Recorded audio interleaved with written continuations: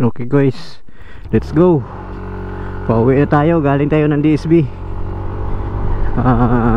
Rides lang tayo dito. Medyo makulimlim yung panahon, so dandahan lang tayo guys para ma-enjoy natin yung surroundings. Mas maganda i-rides ng ganito, hindi mainit. So let's go na, pauwi tayo. Kumain tayo sa balay ng Busay. Sarap ng food nila. Nagustuhan ko yung tortang talong. I like their tortang talong. So yung bangus na boneless bangus, hindi ko type. Sobrang maalat yung pagka nila gawa. So samahan niyo ako sa ating kunting rides ngayon. Review natin tong gawa ni The Boy Pimentel, isa sa mga sikat na tuner sa Manila. Paggawa ng mga rides, so napakaganda dito guys na kuha nila. So enjoy lang natin to guys para mas ganda yung buhay. Ganda yung bukuan nito. Enjoy natin yung rides ni The Boy Pimentel. So mamaya ikuha natin yung specs na rides natin. Maganda dito guys kasi madaming mga riders nagra-rides dito sa iba-ibang lugar. Pupunta sila dito kasi maganda talaga yung place na to sa mga riders. Daming banking, maganda din yung daan. So at the same time madaming nai-enjoy dito. Dami ding mga restaurant. So mga family get together every Saturday, Sunday. So nandito guys sila. Yung motor natin stock lang, pero super ganda. Super ganda ng pagkagawa. Naka-stock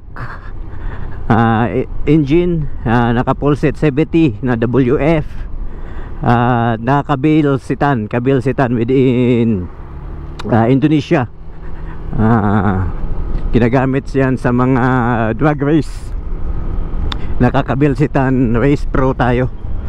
So napakalakas ng hatak, kahit all stock lang, pero lakas ng hatak. Nawala yung throttle delay. Pag piga mo, may bubuga talaga to. So hindi tayo ibibitin pag mag-overtake tayo guys. Ang ganda ng pagkatapos, bumili tayo ng eraser SAU. Pinatune natin at pinasit up natin kay The Boy Pimentel, yung tuner. So siya lahat yung gumawa. Super sulit yung paggagawa nito guys. Ang ganda ng build ni The Boy Pimentel. Wala akong masabi sa build niya. Super sulit, super ganda. Ipagmamalaki ko talaga to. Ang ganda ng pagka-build. Sana sa mga kargado dyan, mag-isip-isip muna bago magpakarga, kasi dyan din ako galing sa karga.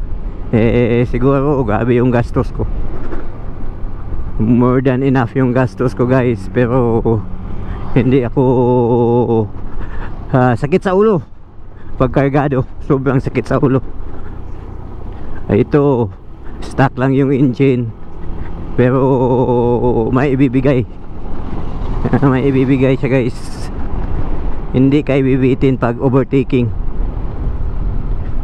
Ang kagandahan dito, yung fuel consumption niya kunti lang compare sa kargado ka na mag-average ng 22 to 25 kilometers per liter. So sobrang laki. So ito guys, samahan nyo ako. Enjoy natin tong scenery dito. Ang ganda ng space place niya. Kaya nagustuhan ko mag-rides dito kasi ganda ng place. Bundok na bundok. So dahan-dahan lang tayo, enjoy natin yung place na to. Ang kagandahan dito, daming mga riders, daming mga riders nagra-rides. Tayo dahan-dahan lang, enjoy lang natin yung scenery natin. Hindi din naman tayo mabibitin kahit ganito lang yung build ng engine natin, pero yung lakas na ibibigay niya nandun. Hindi yung kahit kargado ka, wala, nabibitin ka sa lakas. Pero ito, grabe yung lakas nito. WF, straight WF yung CVT natin. Torque drive natin, TSMP, female lang, female, kasi yun ang bagay sa kanya. Tapos yung assembly, WF assembly, yung clutch assembly natin, WF. So sobrang lakas guys, racing type ang lakas nito. Hindi ka talaga ibibitin dito guys, kasi may hatak talaga siya, wala kang dapat ipangamba. Kaya subok ko na to. I've been traveling for how many kilometers, Manila to here in Bacolod, hanggang dumating ako dito. Grabe yung scenery dito guys. Daming mga riders din dito, kumakain, na-enjoy nila yung place. Ang ganda kasi ng place dito hindi siya boring i-drive.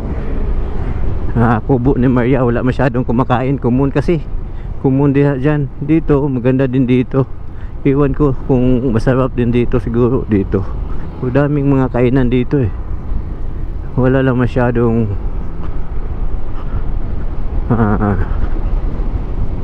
kumakain. Umuwi na takot siguro sa ulan, kaya umuwi. Sa tingin ko hindi ito uulan, guys. Pero kung umulan man, mas maganda, kasi para yung mga farmers natin nangangailangan ng tubig, mga halaman, makapag palamig man lang. So guys, yung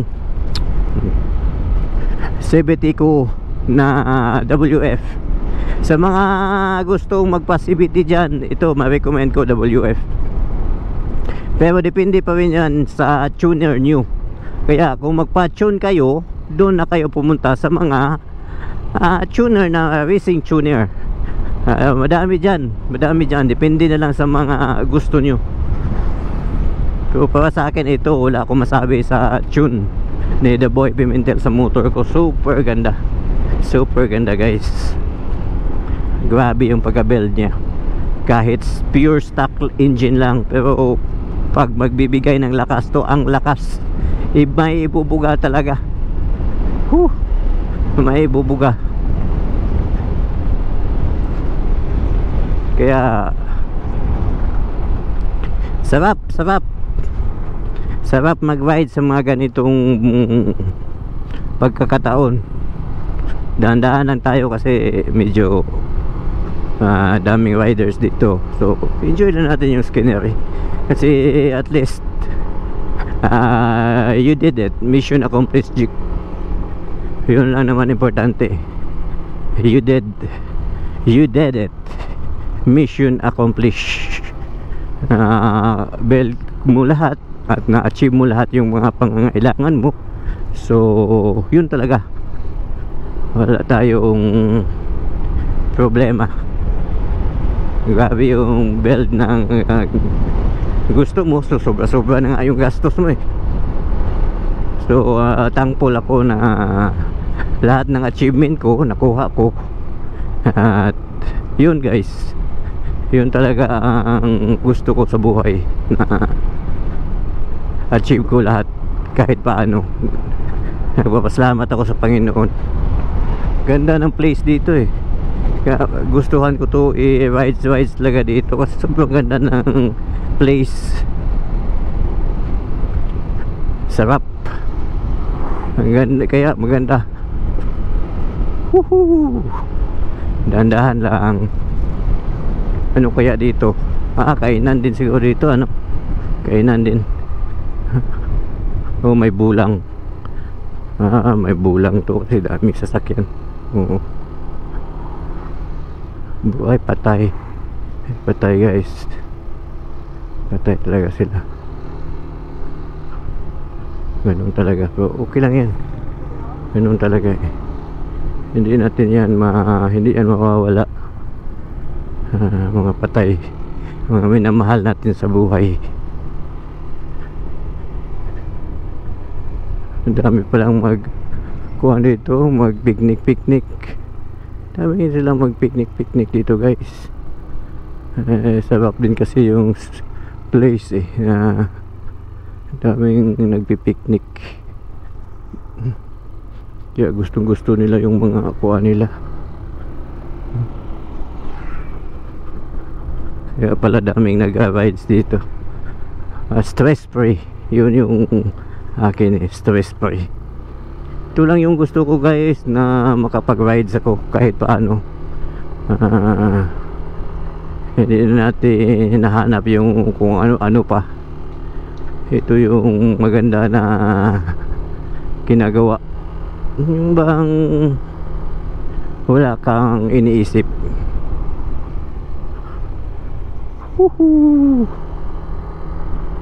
Sarap, ang sarap. Rides lang.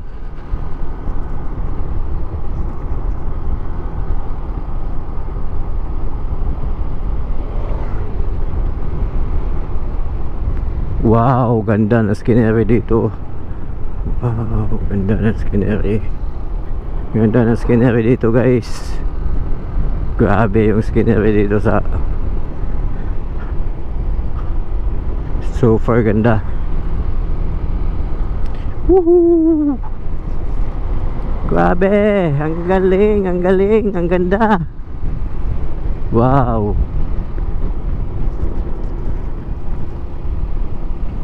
Wow. Look at that. Grabe.